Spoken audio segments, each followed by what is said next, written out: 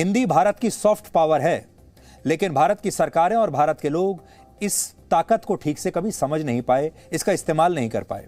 लेकिन भारत से 5000 किलोमीटर दूर दक्षिण कोरिया अपनी सॉफ्ट पावर का इस्तेमाल करना अच्छी तरह से जानता है। दक्षिण कोरिया की इस नई सॉफ्ट पावर का नाम है के पॉप, यानी कोरियन पॉप। और आज की तारीख में इसके सबसे बड़े ब्रांड एम्बेसडर हैं बीटीएस, यानी बैंगटन बॉयज।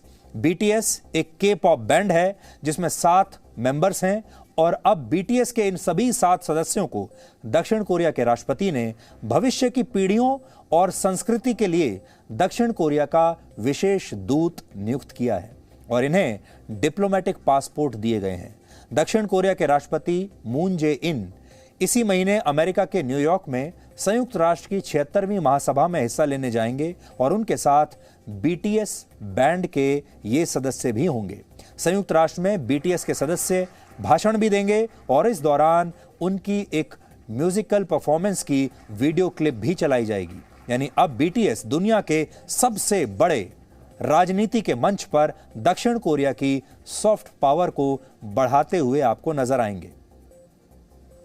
बीटीएस की लोकप्रियता की वजह से दक्षिण कोरिया की अर्थव्यवस्था को हर साल 27,000 करोड़ रुपए का फायदा होता है, और जब भी बीटीएस की कोई नई एल्बम या गाना रिलीज होता है तो दक्षिण कोरिया और पूरी दुनिया में बीटीएस से जुड़े प्रोडक्ट्स की बिक्री बहुत तेज हो जाती है। बीटीएस से आकर्षित होकर हर साल 8 लाख लोग दक्षिण कोरिया घूमने के लिए जाते हैं, जो दक्षिण कोरिया में आने वाले पर्यटकों का 70% है। सोचिए, एक म्यूजिकल बैंड दक्षिण कोरिया में आने वाले पर्यटकों को अपनी तरफ इस हद तक खींच रहा है कि उनका शेयर 70% हो गया।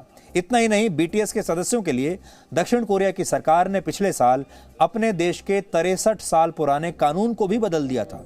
इस कानून के मुताबिक दक्षिण कोरिया में 18 से 28 वर्ष की उम्र के युवाओं को अनिवार्य रूप से 20 महीनों के लिए वहां की सेना में अपनी सेवाएं देनी होती हैं।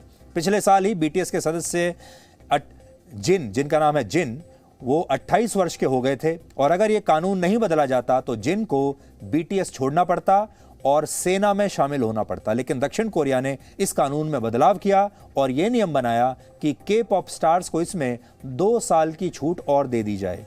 अब दक्षिण कोरिया के के पॉप स्टार्स 18 से 28 नहीं बल्कि 18 से 30 वर्ष की उम्र के बीच कभी भी सेना में अपनी सेवाएं दे सकते हैं। सीखने वाली बात यहां पर यह है कि दक्षिण कोरिया की सरकार ने इन्हें हमेशा के लिए उस जिम्मेदारी से मुक्त नहीं किया, सिर्फ उन्हें 2 साल की छूट दी है, और वो बीटीएस के चाहे कितने भी लोकप्रिय गायक या मेंबर्स हों, सेना में तो उन्हें तब भी जाना ही पड़ेगा। बीटीएस के ज्यादातर गाने कोरियाई भाषा में होते हैं, लेकिन फिर भी पूरी दुनिया में इनके गाने और इनकी परफॉर्मेंस बहुत लोकप्रिय है। एक सर्वे के मुताबिक अमेरिका में 30 लाख युवा इसलिए कोरियन भाषा सीख रहे हैं ताकि वो के पॉप को और बेहतर तरीके से समझ पाएं। ये दक्षिण कोरिया की वो सॉफ्ट पावर है जिससे आज पूरी दुनिया को और ख़ास तौर पर भारत जैसे लोगों को सीख लेनी चाहिए। वैसे तो कोरियाई जो भाषा है, कोरियन भाषा, वो भारत में हमारे युवाओं को या दुनिया के भी बहुत बड़ी संख्या में युवाओं को समझ में नहीं आती।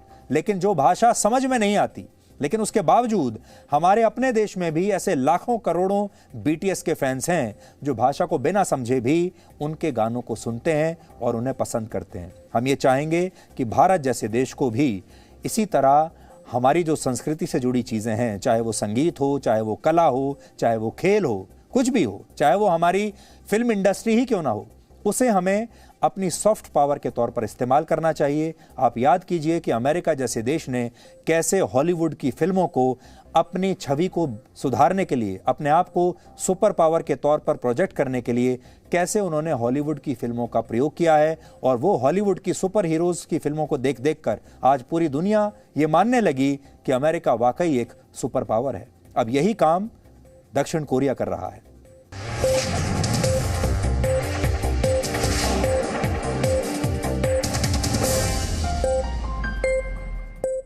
Presenting B News app, available on Google Play and App Store. Download it now.